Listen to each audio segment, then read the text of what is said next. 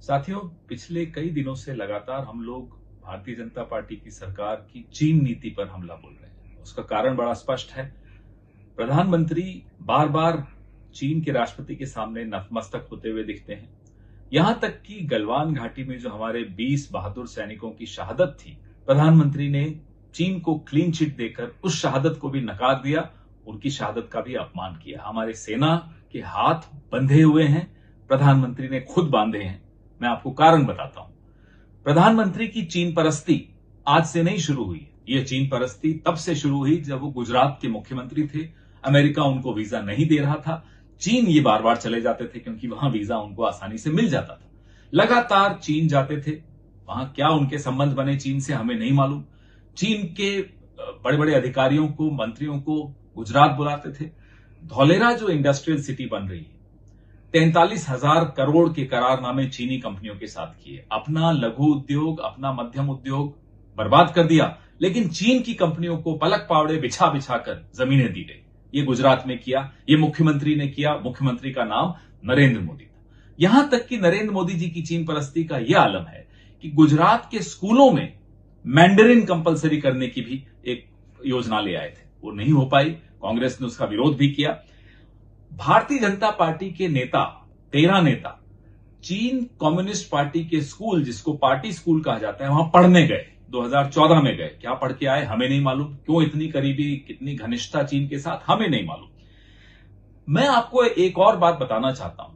ये बार बार कांग्रेस के विषय में बात करते हैं।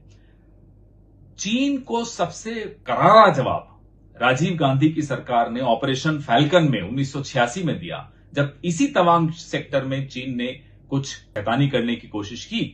उस वक्त जनरल सुंदर जी थे। राजीव जी और जनरल सुंदर जी की अच्छी टीम थी। राजीव गांधी की सरकार ने फौज के हाथ नहीं बांधे हुए थे। ऑपरेशन फैल्कन हुआ। ऑपरेशन फैल्कन जब हुआ, चीन घबराहट के मारे नेगोशिएटिंग टेबल पर आया। फ्लैग मीट हुई, नहीं तो वो फ्लैग मीट भी नहीं होनी थी। फ्लैग मीट के बाद चीन पीछे हटा।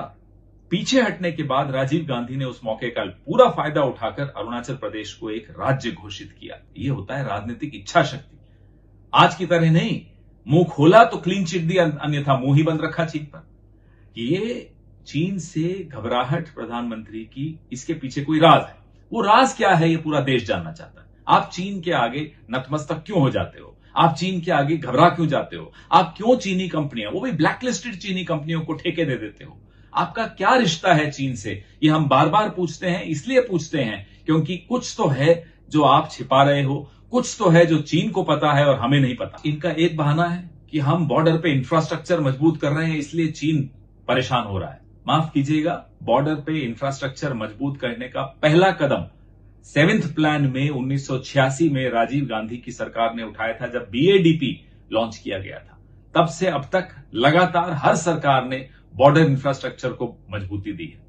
मनमोहन सिंह सरकार ने 2000 किलोमीटर लंबा ट्रांस अरुणाचल हाईवे की शुरुआत उस सरकार ने की थी। ईटानगर रेलवे स्टेशन किसने कंप्लीट किया? मनमोहन सिंह सरकार ने बनाया था।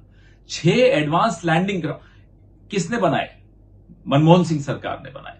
अरुणाचल प्रदेश में इतने लैंडिंग फैसिलिटीज जो दी हैं, वो मनमोहन सिंह सरकार ने दी है। तो ये कह देना कि मोदी सरकार ने जो सबसे बड़ा धोखा किया भारत की सेना के साथ, वो है माउंटेन स्ट्राइक कोर को रोक देना। Mountain strike corps Congress party की देन थी, मनमोहन सिंह सरकार की देन थी। चीन इससे घबरा रहा था।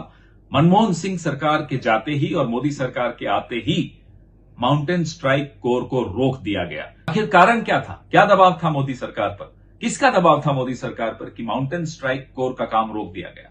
क्यों उसको आपने बजट नहीं सैंक्शन किया? क्यों आपने उसको एकदम ठंडे बस्ते में डाल दिया?